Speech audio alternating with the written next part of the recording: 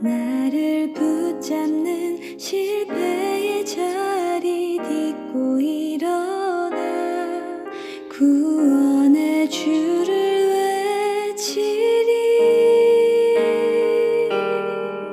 다시 한번 외쳐 부르니 예수여 나를 돌아보소서.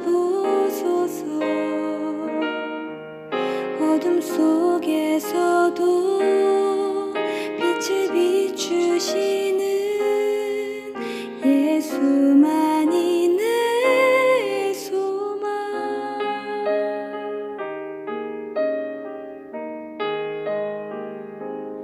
오 놀라우신 사랑으로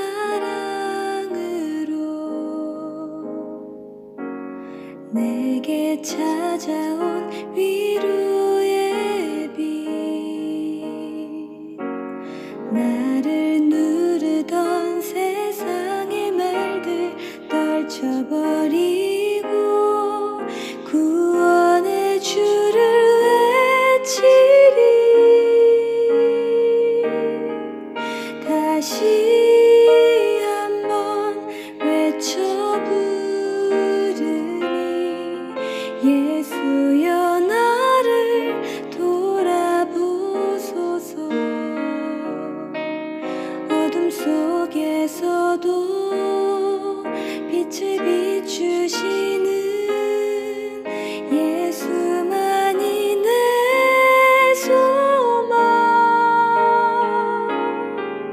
다시 한번 내 삶 드리니 예수여 내 손 잡아주소서. 폭풍 속에서도 주가 붙드시니 예수만이 내 생명.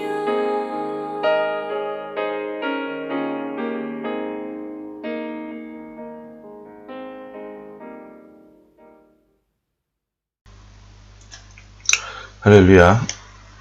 2020년 9월 13일입니다.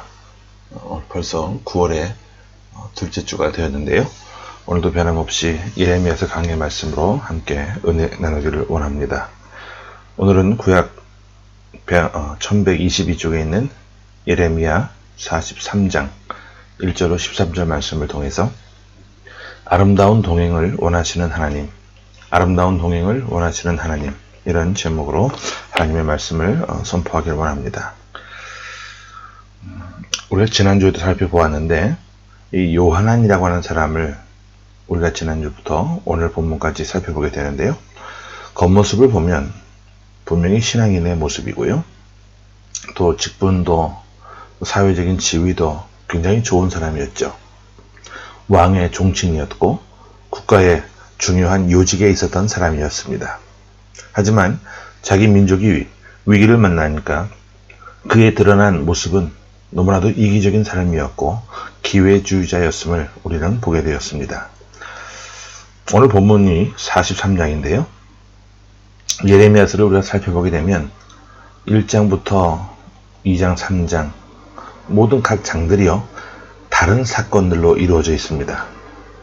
시간도 연속되지 않습니다. 그런데 예레미야서에서 유일하게 지난주에 보았던 42장과 오늘 43장은 연결이 되고 있습니다.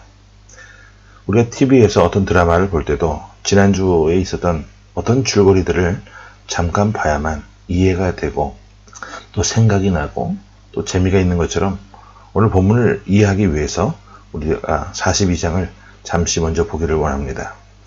자기 민족이 위기를 만났을 때 자기 이익을 따라 도망갔고요. 그러다가 어느 정도 국가가 평정이 되니까 다시 돌아와서 도망간 자기의 체면을 살리기 위해 자기 반대파 사람들, 자기의 모든 그런 악행을 아는 사람들을 죽여버립니다. 또 그 사건 때문에 자기가 위기를 만나게 되니까 함정에 빠지게 되니까 목숨이 위태롭게 되니까 예배당을 찾아 나옵니다. 나와서 예레미야에게 자기의 온갖 가족들을 다 데리고 나와서 울면서 기도해달라고 겸손한 모습으로 간구를 합니다. 하지만 그것 역시 거짓된 신앙적인 행위였음을 우리가 알게 되는데요. 그러면 우리 42장 1절부터 3절 말씀을 순서대로 한번 쭉 다시 한번 보겠습니다. 자, 시작. 이에 모든 군대의 지휘관과 가레야의 아들 요하난과 호사야의 아들 여사냐와 백성의 낮은 자로부터 높은 자까지 다 나와 선지자 예레미야에게 이르되 당신은 우리의 탄원을 듣고 이 남아있는 모든 자를 위하여 당신의 하나님 여호와께 기도해 주소서.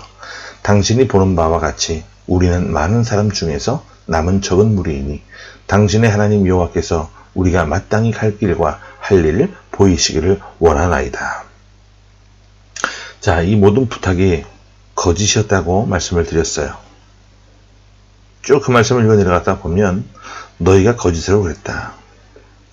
우리가 살면서 위기를 만날 때 온 가족이 하나님 앞에 나와 울면서 회개하는 모습을 보이기도 하고 도와달라고 하나님 앞에 간구할 수도 있습니다. 하지만 그 중심이 거짓일 수가 있어요. 뿐만 아닙니다. 이 요하나는 거짓의 사람이었고 예배당에 나와 예배에는 참여했습니다. 그러나 그는 중심으로 적어도 하나님 앞에 나와서만큼은 정직해야 되는데 하나님 앞에조차도 그는 거짓된 모습으로 일관했습니다. 하나님 앞에 나와서 나의 하나님이라고 고백하고 나를 용서하시는 하나님, 나를 회복하시는 하나님, 나를 치료하시는 하나님, 내가 변화되기를 원하시는 그 하나님을 만나야 되는데 그러지 않았어요. 여기에 보면 나의 하나님이 아니라 예레미야에게 당신의 하나님이라고 이야기하는 것을 봐서도 그러합니다. 자신의 변화, 자신의 체험, 자신의 응답, 자신의 인생의 어떤 실상과 허상을 깨닫고 하나님 앞에 있는 모습 그대로 펼쳐놓고 진지하게 한번 울고 하나님의 용서를 경험하고 하나님이 부르시는 그 능력을 힘입고 삶이 달라지는 이것이 나의 간증이고 이것이 나의 찬양이라고 하는 그런 고백이 없는 그런 삶의 모습을 우리가 보게 됩니다. 이런 거짓된 사람, 교만한 사람, 그럼에도 불구하고 예레미야가 어떤 반응을 보이는지 우리 42장 4절을 같이 한번 보겠습니다. 자, 시작. 선지자 예레미야가 그들에게 이르되 내가 너희 말을 들었은즉 너희 말대로 너희 하나님 여호와께 기도하고 무릇 여호와께서 너희에게 응답하시는 것을 숨김이 없이 너희에게 말하리라. 예레미야가 그들의 실상을 다 알면서도 열흘 동안 쭉 읽어 내려가다 보면 10일 동안이나 간절히 기도해주고 더불어 말씀을 또 전해줍니다. 이것이 예레미야의 모습이고요. 또한 예레미야를 세우신 하나님의 모습이기도 합니다. 이것이 우리가 지난주에 보았던 내용들이에요. 열흘 동안이나 간절히 기도하게 하시던 하나님, 그리고 용서의 하나님께서 드디어 어떤 일을 행하시는지 오늘 본문 43장으로 돌아가서 1절 말씀부터 보겠습니다. 자, 시작. 예레미야가 모든 백성에게 그들의 하나님 여호와의 말씀 곧 그들의 하나님 여호와께서 자기를 보내사 그들에게 이르신 이 모든 말씀을 말하기를 마치니. 무엇을 전하게 했어요? 하나님께서 예레미야를 통해 말씀을 또 전하게 하셨어요. 보통 평범한 사람들이라고 한다면 정말 못쓸 사람들이라고 한번 욕하고 두 번 다시 만나지 않겠다고 꼴 보기 싫다고 그렇게 말해야 할 텐데 아니에요. 본문을 보시면 이런 종류의 인간도 포기하지 않으시는 하나님의 사랑이 나타나요. 이 귀한 사랑을 받았다고 한다면 요한안과 그의 일당들이 변해야 옳지 않겠습니까? 끝없이 포기하지 않고 당신의 종을 세워서 열흘 동안 간절히 눈물로 기도하게 하셨고요. 또 배신하는 그들에게 하나님의 말씀을 끝까지 따라가면서 전하게 하셨던 그런 이 하나님의 사랑. 이 사랑을 받았던 요한안과 그 일당들의 초라한 모습이 2절에 나옵니다. 자, 봅니다. 시작. 호사야의 아들 아사랴와 가랴의 아들 요한안과 모든 오만한 자가 예레미야에게 말하기를 내가 거짓을 말하는도다. 우리 하나님 여호와께서 너희는 애굽에서 살려고 그리로 가지 말라고 너를 보내어 말하게 하지 아니하셨느니라. 사실 주인공은 요한인데 이 사람은 사람들 속에, 회중 속에 쏙 들어가서 자기를 드러내지 않고 있어요. 그래서 그 모든 오만한 자들을 앞세워서 예레미야에게 말하기를 당신이 거짓을 말하고 있다라고 말하게 합니다.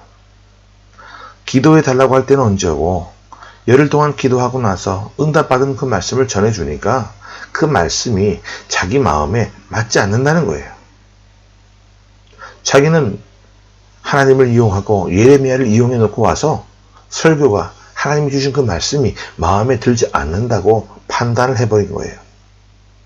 자기는 엉망으로 살고 어려울 때만 하나님 앞에 나와오면서도 계속해서 3절 한번 보겠습니다. 뭐라고 핑계를 하는지. 자, 시작.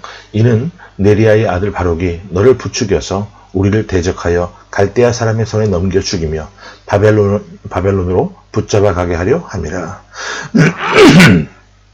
그러니까 무슨 설교를 듣고 있다가 어떤 부분에서 딱 걸리고 나니까 누가 목사님한테 내 집안에 있었던 일을 얘기했지?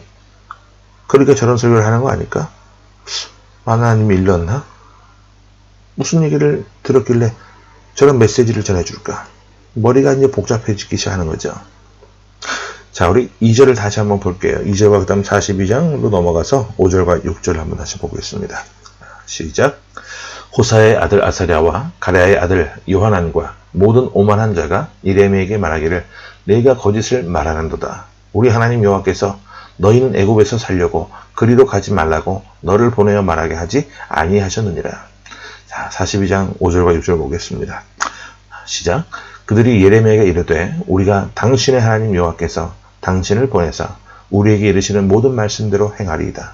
여호와께서는 우리 가운데 진실하고 성실한 증인이 되시옵소서. 우리가 당신을 우리 하나님 여호와께 보내면 그의 목소리가 우리에게 좋든지 좋지 않든지를 막론하고 순종하려 함이라. 우리가 우리 하나님 여호와의 목소리를 순종하면 우리에게 복이 있으리이다 하니라. 이 요한이라고 하는 사람은요, 하나님 말씀보다는, 하나님의 뜻보다는 자기 고집과 욕심을 따라 행하는 사람이에요. 겉으로는 신앙인의 모습이고 교회는 나오지만 또 입술로는, 말로는 하나님 뜻 가운데 살겠다고 말합니다. 지나간 인생은 자기 뜻대로 살았지만 이제 남은 인생 하나님의 뜻을 따라 아름답게 거룩하게 살겠다고 말을 해요. 그러나 정작 어떤 상황이 주어지면 하나님의 뜻이나 섭리, 영적인 어떤 여건들 생각하지 못하고 인생의 행복의 요소를 오직 물질적인 풍요나 외적인 환경으로만 생각하고 자기 고집대로 행하는 어리석은 욕심을 따라 행하는 사람이다, 그 말입니다. 우리 본문으로 넘어가서 4절부터 6절까지를 한번 쭉 읽어봅니다. 자, 시작. 이에 가랴의 아들 요하난과 모든 군 지휘관과 모든 백성이 유다 땅에 살라 하시는 여호와의 목소리를 순종하지 아니하고 가랴의 아들 요하난과 모든 군 지휘관이 유다에 남은 자 곧 쫓겨났던 여러 나라 가운데에서 유다 땅에 살려 하여 돌아온 자 곧 남자와 여자와 유아와 왕의 딸들과 사령관 느부사라단이 사반의 손자 아히감의 아들 그다리아에게 맡겨둔 모든 사람과 선지자 예레미야와 네리야의 아들 바룩을 거느리고. 무슨 핑계를 댈지라도 하나님의 말씀을 듣고 순종하지 않았고 나라가 망해서 떠난 다음에 피난 갔다가 다시 성전으로 돌아와서 믿음으로 살려고 몸부림하는 순수한 사람들, 정말 오직 하나님만 바라보고 나온 그 사람들을 유혹하기 시작합니다. 나중에는 예레미야도 끌고 가요. 이런 일련의 모습들을 보면서 성경은 뭐라고 한마디로 표현하셨는지 우리 7절을 보겠습니다. 시작. 애굽 땅에 들어가 다바네스에 이르렀으니 그들이 여호와의 목소리를 뭐하지 아니함이로라 순종하지 아니함이로라. 중요한 것은 그들이 그렇게 길을 쓰고 예레미야까지 끌고 간 장소가 어디예요? 다바네스. 요지는 이런 겁니다. 나라가 두 쪽이 났어요. 민족이 탈선하고 다 타락할지라도 하나님의 사람들은 하나님의 선전을 떠나지 말고 은혜의 자리, 복된 자리를 떠나지 말고 은혜의 자리를 떠나지 말고 하나님의 때를 기다리며 담대하게 나아가야 한다는 거예요. 그러면 때가 되면 하나님이 구원해 주실 것이고 또 하나님이 세우신 신실한 주의 종들을 떠나지 말고 과거에 어떻게 살아왔든지 간에 과거는 과거고 지금부터가 중요하다. 그런 우리의 모습을 하나님께서 사랑하시고 은혜를 주실 것이니 그 은혜를 기다리고 사모하며 인내하며 기다리라는 거예요. 그런데 요한은 웃기는 소리 하지 말라는 거예요. 그리고 자기 스스로 인간적인 판단을 하고 모든 힘없는 사람들까지 끌고 심지어 예레미야까지 끌고 가서 애굽 땅 다바네스로 갑니다. 여러분, 이 다바네스라고 하는 지역이 참 중요한데요.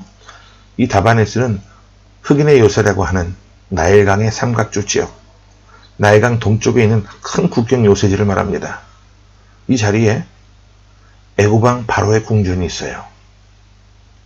아무것도 보이지 않는 군사상 요충지로서 적군의 공격에서 보호를 받을 수 있는 곳이었습니다.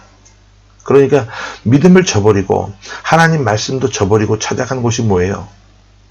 세상적인, 인간적인 요새를 찾아간 거예요.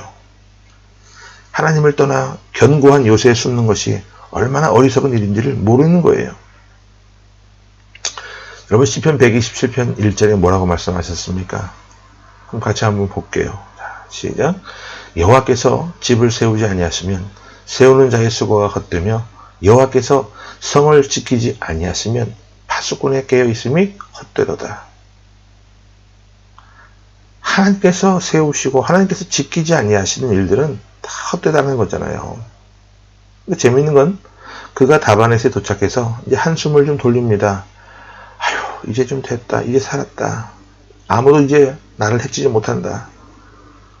예배하게 되면 예레미야하고 예배 인도하라고 하면 되고, 여기 다바네스는 아무도 나를 더 이상 해치지 못할 것이다. 오늘 밤 이제 푹 잠을 자리라.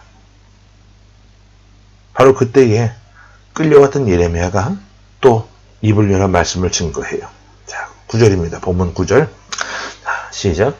너는 유다 사람의 눈앞에서 내 손으로 큰 돌 여러 개를 가져다가 다바네스에 있는 바로의 궁전 대문에 벽돌로 쌓은 축대에 진흙으로 감추라. 여기 벽돌로 쌓은 축대에 진흙으로 감추라고 했는데 무슨 얘기냐면 이런 거예요. 믿음도 저버리고 자기 욕심 따라서 세상으로 도망갔어요. 도망가면서도 찝찝하니까 예레미야를 붙들고 순수한 믿음의 사람들까지 꼬드겨서 데리고 가는데 목적지가 다바네스였어요. 이 다바네스에 도착해서 이제 우리는 살았다라고 한숨을 돌리는 그 순간 말씀이 또 하나님으로부터 임했는데 예레미야가 갑자기 일어나더니 큰 돌을 낑낑 들고 와서는 바로의 궁전 대문 축대 밑을 파기 시작하는 거예요. 밑을 파니까 벽돌이 나왔어요. 그 벽돌 밑에다 돌을 놓고 진흙으로 감추는 거예요. 이게 무슨 말일까요? 이게 무슨 의미일까요? 여러분, 이 벽돌을 누가 구워 만든 거예요? 옛날에 자기 조상들이 애굽에서 종살이 할 때 노동하면서 구워냈던 벽돌들입니다. 한마디로 말하면 그 옛날 너희 믿음의 조상들이 포로되어 잡혀와서 얼마나 고생했는지 아느냐. 세상적으로 볼 때 강한 나라였고 탁월한 나라요, 힘이 있는 나라지만 옛날에 하나님의 백성들이 너희 조상들이 여기 와서 종살이를 하면서 얼마나 치욕을 당했고 얼마나 고생했는지 알고 있느냐. 이 벽돌 한 장 한 장이 너희 조상들의 치욕과 눈물의 결정체다. 그런데 너희는 내가 너희를 한숨 쉬고 고통하는 것을 듣고 요새를 통해 구출해 주었는데 몇백 년, 몇천 년 흘러가서 너희가 겨우 다시 또 여기로 기어 들어왔느냐. 너희가 어떻게 해방되었고 무슨 사명을 띠고 이곳에서 나갔었는지를 전혀 기억하지 못하느냐. 어찌해서 너희들이 다시 믿음을 저버리고 사명을 저버리고 이곳으로 돌아왔느냐. 이제 너희가 너희 조상들이 당한 고통, 벽돌보다 더 무거운 고통을 당하게 될 것이다. 이런 얘기예요. 우리 계속해서 10절과 11절을 보겠습니다. 자, 시작. 그리고 너는 그들에게 말하기를 만군의 여호와 이스라엘의 하나님께서 이와 같이 말씀하시되 보라, 내가 내 종 바벨론의 느부갓네살 왕을 불러오리니 그가 그의 왕좌를 내가 감추게 한 이 돌들 위에 놓고 또 그 화려한 큰 장막을 그 위에 치리라. 그가 와서 애굽 땅을 치고 죽일 자는 죽이고 사로잡을 자는 사로잡고 칼로 칠 자는 칼로 칠 것이라. 하나님 버리고 믿음 버리고 세상으로 나가서 아무리 천년 요새에 들어가 있어도 하나님의 뜻이 아니면 하루아침에 다 망한다는 거예요. 그런데 어리석게도 이런 곳에 도망가 있습니다. 이 어리석은 이 한 사람의 모습을 왜 성경은 이렇게 자세하게 기록해서 오늘날 우리로 하여금 읽게 하는 것일까요? 바로 이 모습이 우리의 모습일 수 있기 때문에 그래요. 우리가 믿는다고 하면서도 얼마나 자주 순간적으로 하나님께서 허락하시지 않는 일들을 내 욕심과 고집을 따라 세상적으로 결정할 때가 많습니까? 예배 드리면서도 하나님 말씀 무시할 때가 얼마나 많아요. 말씀과 사명 없이 인간적인 계산과 판단을 따라 행할 때가 얼마나 많습니까? 그럼에도 불구하고 우리가 오늘 본문 속에서 다시 보아야 할 또 다른 구절이 있고 그 구절로 인해서 우리가 다시 일어설 수 있는 용기와 희망과 위로를 얻게 되는데 우리 본문 1절을 다시 한번 보겠습니다. 자, 1절 시작. 예레미야가 모든 백성에게 그들의 하나님 여호와의 말씀 곧 그들의 하나님 여호와께서 자기를 보내사 그들에게 이르신 이 모든 말씀을 말하기를 마치니. 무슨 말이냐면요. 세상으로 도망가는 백성들에게도 주의 종이 함께 동행하고 있다는 거예요. 이 패역한 사람들, 하나님의 그 애절한 사랑을 포기하고 거절하고 세상으로 다바네스로 도망가는 이 사람들 틈에 자기들이 끌고 가는 것 같지만 거기에 누가 따라가요? 예레미야가 따라가고 그 주의 종의 입을 통해서 하나님은 말씀하고 계시는 거예요. 그래요. 오늘 우리가 이 아침에 만나야 할 하나님은 우리가 어떻게 살아왔든지 간에 우리가 믿는다고 하면서도 경솔하게 판단하고 내 욕심에 따라 살아왔다고 할지라도 주님의 말씀을 거절하고 내 욕심을 따라 패역한 모습이라고 할지라도 다바네스로 도망가고 있는 이 모습이 우리의 모습이라 할지라도 그런 우리를 하나님은 포기하지 아니하시고 당신의 종을 통해 말씀하신다는 거예요. 나는 이 말씀하시는 하나님의 사랑을 우리가 이 아침에 정말 경험할 수 있고 느꼈으면 좋겠어요. 얼마나 예레미야가 애절하게 눈물을 흘리며 기도해주고 말씀을 전했습니까? 그런데 오히려 예레미야를 비방하고 괴롭혔어요. 이제 애굽으로 도망가면서도 많은 이 백성들을 유혹해서 심지어 사역자들까지 끌고 갑니다. 얼마나 예레미야가 이 요한안이라는 사람에게 배신감을 느끼고 좌절감을 느꼈을까요? 그럼에도 불구하고 예레미야는 여전히 그들 틈에 끼어있고 그들에게 여전히 말씀을 전하고 있습니다.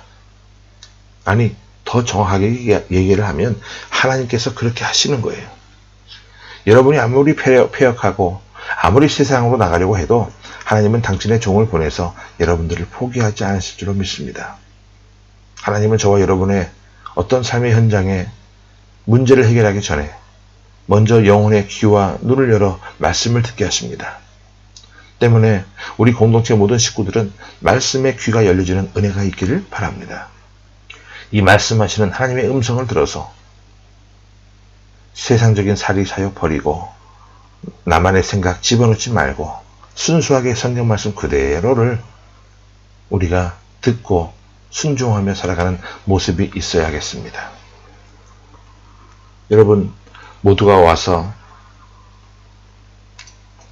지난 한 주간 어떤 모습이 있었고 어떻게 살아왔던지 간에 정죄하지 말고 있는 모습 그대로 감싸 안고 그의 삶 모습을 그대로 받아들이되 말씀이 선포되는 시간, 성령의 감동을 통해 하나님이 주시는 그 말씀을 듣고 회복되는 역사가 서로에게 임하도록 기도할 수 있는 그런 하나님의 귀한 자녀들이 될 수 있기를 주의 이름으로 축원합니다. 한 걸음 더 나가서 우리가 예레미야처럼 삶의 현장으로 들어가서 우리를 배신하고 우리를 이용하려는 사람을 위해서라도 기도해주고 말씀을 전하는 그런 사랑과 사명의 사람들이 될 수 있기를 바랍니다. 이것이 오늘 이 아침에 우리가 들어야 할 첫 번째 교훈이에요. 그래서 훗날 우리 이웃들이, 우리 가족들이 예수 제대로 믿는 이웃을 둔 것이 나에게 큰 복이었고 하나님의 크신 은혜였다라고 고백할 수 있는 그런 감정이 있기를 바랍니다. 여러분, 신앙생활 대충 하지 마십시오. 특별히 중국 땅에서, 한국도 지금 코로나로 대면 예배가 금지되어 있는 상황이라고 하는데, 여러분, 이럴 때일수록 모든 것을, 특별히 신앙생활들을 대충 하려고 하지 마세요. 이 아침에 예레미야처럼 기도와 말씀이 회복되어서 다시 한번 일어설 수 있는 역사가 우리에게 있기를 원합니다. 자, 본문 4절 말씀을 읽고 정리해 봅니다. 4절입니다. 시작. 이에 가랴의 아들 요하난과 모든 군 지휘관과 모든 백성이 유다 땅에 살라 하시는 여호와의 목소리를 순종하지 아니하고. 그러니까 하나님의 명령은 뭐예요? 유다 땅에 거라는 거죠. 무슨 말이냐면, 왜 유다 땅이, 자기가 살고 있는 땅이 아무리 나라가 망가지고 위기를 만난 것처럼 보여도 세상적으로 요하난이 갔던 그 다바네스가 아름답게 보여도 가지 말라는 거예요. 왜? 유다 땅은 하나님의 언약이 있는 땅이고 하나님의 약속이 있는 땅이기 때문에 그래요. 세상이 아무리 힘들고 어려울지라도 믿음의 자리를 떠나지 말아서 세상을 이기고 죄를 이기고 내 자신을 이기고 세상을 변화시킬 수 있는 은혜로 충만히 체험받는 일에 목숨을 걸어보라는 거예요. 땅이 중요한 게 아니에요. 믿는다고 하면서도 어떤 상황이 주어지기만 하면 세상적으로 물들지 말고 말씀 받고 은혜 받아서 인생의 꿈과 용기와 지혜와 믿음을 충만하게 받는 그런 은혜, 회복의 역사가 있기를 우리 하나님은 원하신다는 거예요. 세상에서 상처받고 부서진 그 있는 모습 그대로 하나님 앞에 나와 하나님의 도움을 간구하고 하나님의 용서를 경험하고 회복을 경험하는 하나님의 능력의 말씀을 공급받는 그런 우리의 모습이 될 수 있기를 바랍니다. 우리가 예수 믿고 구원받는 것은 단순히 지옥 갈 영혼이 용서받아 죄에서 구원받는 그런 차원만이 아니에요. 예수 믿고 구원받으면 삶 전체가 달라지는 열매를 맺게 됩니다. 가치관이 달라지게 됩니다. 가치관이 달라지면서 신앙생활을 통해 내가 가정 속에서 인간관계 속에서 받았던 상처들을 치유받게 됩니다. 과거를 용서받고요. 인간관계가 은혜로 새롭게 세워지게 됩니다. 그러다 보니까 내 습관이 치유되고 가정이 회복되고 그 사람이 다니는 직장이 달라지게 되고 나라와 민족이 바뀌게 돼요.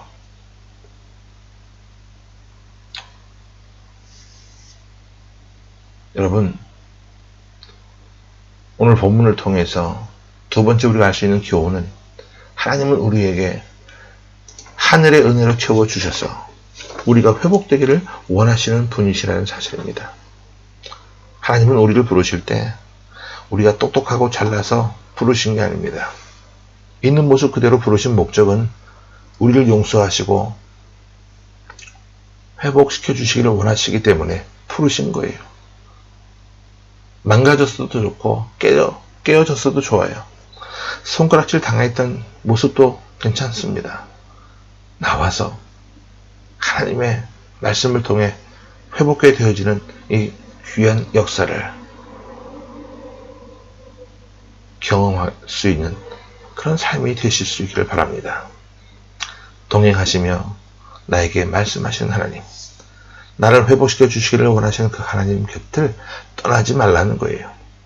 아무리 힘들고 어려워도 은혜로 받는 곳에서 떠나지 말라는 겁니다. 힘들고 어려울수록 하나님의 성전에 나와 은혜로 채움받기를 주의 이름으로 축원합니다. 하나 더 말씀드리면, 우리가 예배당에 와서 교회 생활에 실패하고 세상으로 떠밀려 가다가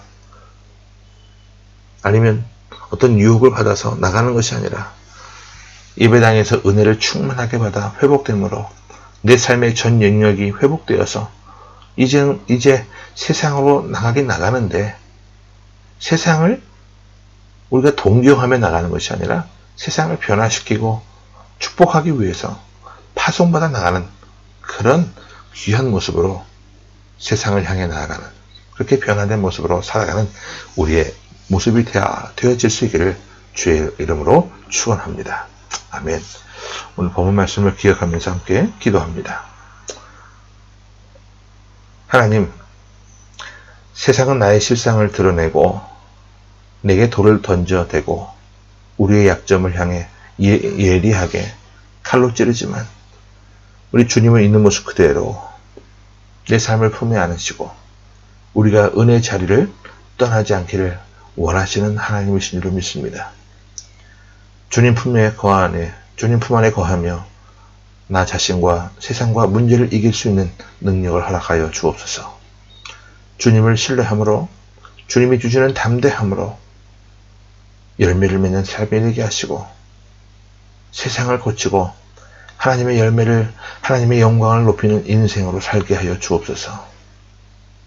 또한 세상이라고 하는 곳은 하나님이 우리를 보내신, 파송해 주신 사명의 자리라고 하는 것, 내가 믿음으로 도전할 만한 이유가 있는 곳이라는 것을 기억하게 하셔서 어떤 형편과 상황에 있다 할지라도 믿음으로 주님의 사랑을 신뢰함으로 내게 주신 이 삶의 터전을 아름답게 회복시키는 복된 삶이 되게 하여 주옵소서.